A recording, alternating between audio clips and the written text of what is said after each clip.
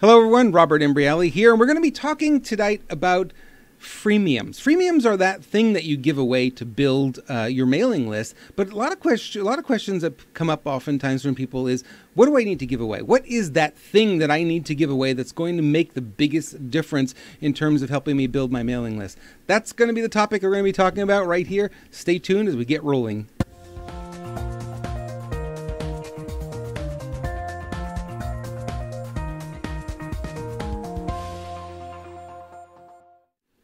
Okay, let's talk about list building from right from the start. Let's take it right from the very, very beginning. Everybody knows, and this has been taught forever, and I've been teaching it forever too in marketing, and a lot of people that I've taught internet marketing and such.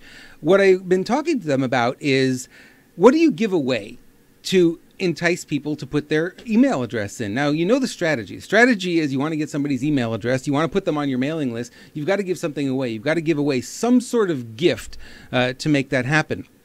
And when I look at it from that perspective, I say, okay, what is the gift that people need to give away? What should they be giving away? And there's a little annotation or a little moniker, if you will, that people talk about a lot. And they say, if you can't sell it, you're not going to be able to give it away. What in the world are they talking about, right? Well, if you can't sell the item that you want to give away, in other words, there's no demand, people don't want it enough that they'd be willing to pay for it, it becomes very difficult to give it away. So we got to look at it from that perspective. We got to say, okay, if I'm going to give something away, if I'm going to give away, a free audio CD, or if I'm going to give away a free ebook, or I'm going to give away something that I think is valuable for me, but if they're not going to pay for it, if it's something that I couldn't sell otherwise to the list, it probably doesn't have any value. And that's a mistake a lot of people make. They'll go out there and they'll say, I'm going to give away, this ebook or this CD, or I've got a surplus of these DVDs in the warehouse that haven't sold. Nobody wanted them. And I said, well, that's the worst thing that you should try to give away. What you should try to give away more than anything is something that people really, really want. Now, there's a couple of little strategies that I use to try and figure that out, and I don't always get it right, but it helps a lot to start looking at, in your marketplace, what are some of the big products that are selling. In information marketing, it's fairly easy. You can look at whether people are selling, you look at people who have done really well, and you look at what the topic is. So obviously the topic, if it's selling well, a lot of people are buying it. Somebody wants to know more information on that particular topic. That's good. That's really good news, because then you could take that information, and what you could do is you could say, I'm going to create something, an information product, a special report, an ebook, or video, an audio product, whatever, that I can then turn around and give away, and I know that a lot of people are going to like it. And it becomes one of those games, if you will, and you're starting to look at, what should I give away, what should I create, and you go, well, I don't know, but I know what people really want. I figured that out. I got step one. I know what they really want. I know the answers to the questions they're asking that they want the answers to, but I don't have those answers. Well, one of the easiest things to do is go find somebody who has the answers, right? I did an interview. Well, it wasn't even an interview. I called it an interview, but it really wasn't an interview many, many years ago. And what I did is I was actually sitting in a seminar, and the person that I quote unquote interviewed was speaking. And he had 10 great tips to share about such and such. And I thought, hey, these are really great. I took notes, and I went back into my computer later after that event was over, and I just typed up an article based on what he had just said. And I made it sound a little bit like an interview, although it really wasn't. I wasn't trying to fool anybody that it was an interview, but it was this person's top 10 tips for being a more successful business owner or a more successful entrepreneur. And it really helped me, because it was one of the very first quote unquote special reports that I'd ever written. And it wasn't my own content. It was somebody else's content that I just took, rephrased, and I gave them full credit for it, because obviously they were the original thinker of it. But it ended up being a great tool to give away, because people really wanted to know that information. I didn't have to come up with it. I didn't have to think about it, but somebody else did, and somebody else got it. And it was really great, because it was so easy then for me to give it away in exchange for an email address. Now, you might think, well, I'm just going to give something away for free. Everyone should grab it, right? But the truth of the matter is, there's a lot of issue with people giving away. I'm getting highs. Hey, how are you? Giving away an email address, because to them that has value. You might say, well, it's not dollars, but it has value, right? I know if I go to a website, come to your website, for instance, and I give you my email address, it's going to cost me something. What's it going to cost me? Well, I'm going to have to sort through more mail, more email, right? Because you're going to email me. So we really got to get people over that. We've got to give them something that is so good that they can't say no to it. So I've created a few things over the years, and some of them work really well. Some of them didn't work all that well, and you learn from each one. I mean, that's the goal of doing this, is you really got to learn from all the things that you do. Some things are going to work, some things aren't going to work. It's easy to get upset sometimes when things don't work, but don't blame yourself, because that's not really where the energy should be for you. It really should be, okay, it didn't work out the way I wanted it to, but I got to tell you something. At the next step, the next time you do it, you learn from your mistakes, exactly what you want to do. Learn from those mistakes and move on, and then get to, the point where things work. I got to tell you a dirty little secret in marketing. There's one of the things that we don't really talk about as marketers is most of the marketing that we do fails. Did I just say that out loud? Most of the marketing that we do, most of it fails. Let that sink in for a minute. Most of the marketing we do is nothing. It doesn't produce any results. I had a customer spend $19,000 recently on an advertising campaign that they refused to test, and it didn't do anything. They didn't make a penny back. $19,000 gone, just like that. It happens. It's not really the way we want it to go. We prefer to test in smaller increments, but it happens. And you know what ends up happening from that is you're going to learn that lesson. Yeah, $19,000 is a lot of money for a lot of people, especially for them it was. And they learned the lesson the hard way. I said, listen, let's take $500 and let's test the message to the particular market that they wanted to reach. And they didn't want to do it. They just said they want to roll the dice. They want to go for it. I'm not Vegas, but okay. That's the client wants to do it. Sometimes you got to go along with it. So you take it, when you take those lessons and you learn from them, and you get a little bit better each time. Each time you get a little bit better. Each time you get a little bit better. And one of the strategies that I've been teaching for many, many, many, many years, a lot of people getting into direct mail, right? That was the big thing before we had Facebook, before we had social media, before we had email marketing even. People would get into direct mail. And what I would suggest they do is send out postcards. Now, postcards at the time, it was like 25 cents each to mail them out. And I said, just take $20 a week. Not a lot of money, just $20 a week, and send out postcards. And that's it. Maybe you send out 100 postcards. Maybe you send out 200 postcards. And as you start getting results, as you start seeing that your message is working, that you've got the right list, and you're starting to get results, you bring the budget up a little bit. So next week's $30 and $50 and $100. And I had a couple of clients who did this, and soon they were spending over $30,000 a month in postcard mailings because they figured out the formula and it worked, and it's very consistent. Same thing online. It works the same way. So when we get back to this idea of what do we need to give away? What do we need to give to people so that they give us their email address? The issue really comes down to what can you create that is high enough value that your client, your prospect, is not going to even think about giving you their email address. They're just going to do it. They want it so badly, they don't really care. They're just going to go ahead and do it. And so you start out by looking at the marketplace, look at what people are already responding to, look at what they're already buying, and you create a product. In my case, it might be a video. It's the easiest thing in the world, right? We've got these iPhones, and this little iPhone here in front of me. It's doing a great job. It's, produces great quality video. Or the webcam that's sitting right next to it. I'm actually recording this on a computer as well. Guess what? I've got 2 sources of video here that I'm going to have to use for a free giveaway if I wanted to do that. So it's easy to do it. The tools are there. You could sit down, you could write a blog post, you could write a special report, you could make an ebook. Anybody can make a PDF ebook, right? Easiest thing in the world to do. And you might say, well, where am I going to get the content from? Well, the content's all over the place. The internet is loaded with content. You know what the key is? We had been talking in the 90s about the information explosion. Remember that terminology? Where the internet is the information explosion. There's information everywhere. Yet we're beyond that now, right? And really, the people who are making a lot of money, what they're doing is they're taking all that information and they're sorting through it. And what they're doing is they're finding this piece is valuable, this piece is valuable, this piece is valuable, and they put it together and they create a little report. So consolidation, organization of all that information that's out there. And you might say, well, who would really do that? Because information's free. It is free. But do you have the time to go through it, to find the little gems here and there that might make the biggest difference? The question for most of us, no, we don't.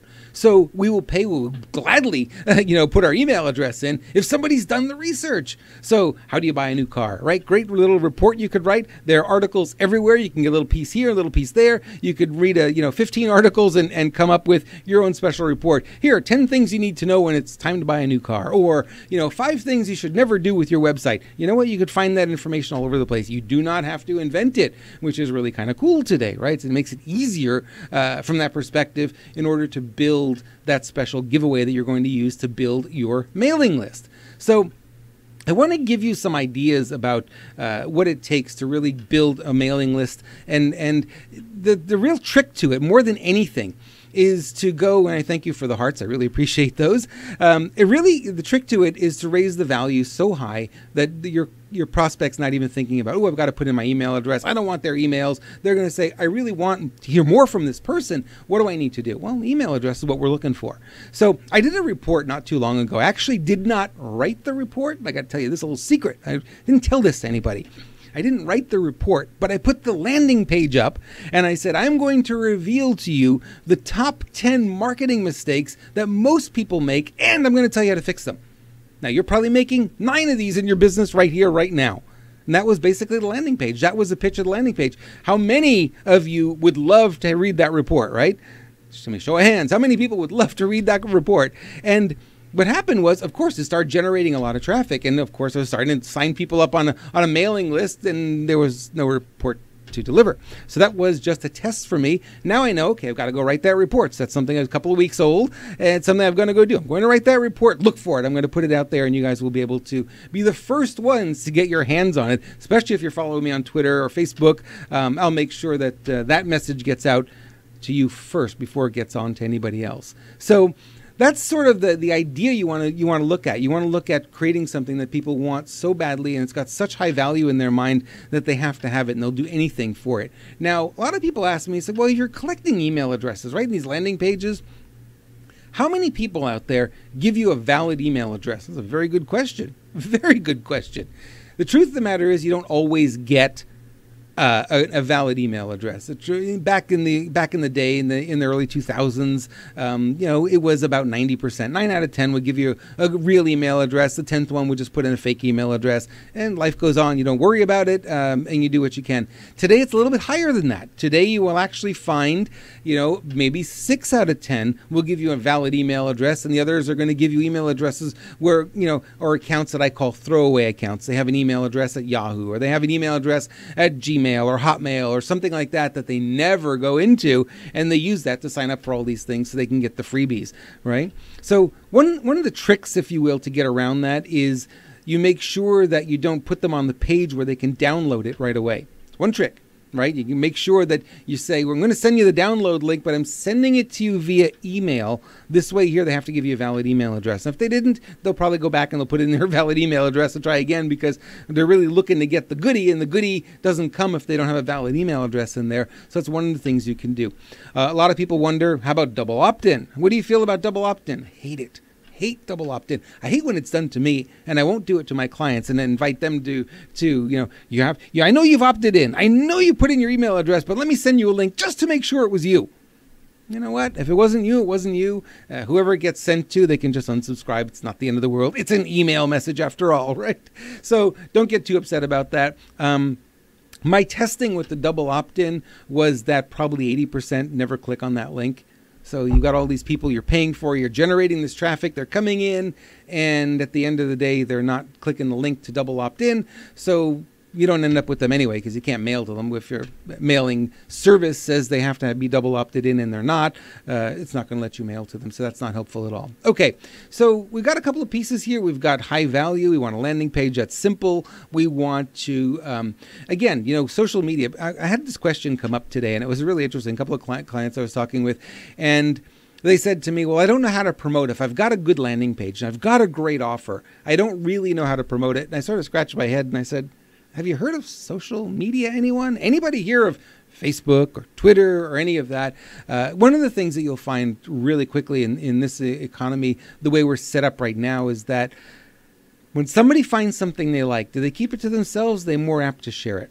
Well, in my experience, they're more apt to share it. So I look at this and I call this target marketing. Target marketing, picture a target, right? So small circle in the middle, bigger circle as it goes out. What you need to do is you need to work on the center of that circle, the initial audience that you're going to reach with your message. And if it's a free giveaway, if it's a free seminar, webinar, whatever, you want to reach that core, that's what you're going to pay for. That's where your work's going to be. And then what you'll find is those people who find and stumble upon your stuff and find that your stuff is valuable and find that your stuff is worth paying attention to, they start sharing it with people so that, that concentric circle gets a little bit bigger, gets a little bit bigger. And as you build that target up, as you build your center audience bigger and bigger, those circles get bigger and bigger and bigger. Think of it like dropping a rock in the water, right? You drop a little tiny pebble, it makes a little set of rings, right? You drop a boulder, it makes a somewhat larger ring. So as hard as you want to work, that will be that concentric circle in the middle. The center of that bullseye will be what you're looking for. So the more people you can put in there, the faster your offer will grow and the faster your list will grow. So in order to do that, you have to have something people really want. Now, a lot of people say, well, I've got a lot of traffic coming to my landing page, but at the end of the day, nobody is signing up. Well, nobody's signing up because the offer you're making, they're not interested in it. That's all it is. It's not that people are wrong. It's not that the list is wrong. It's just the offer. You got to go change the offer.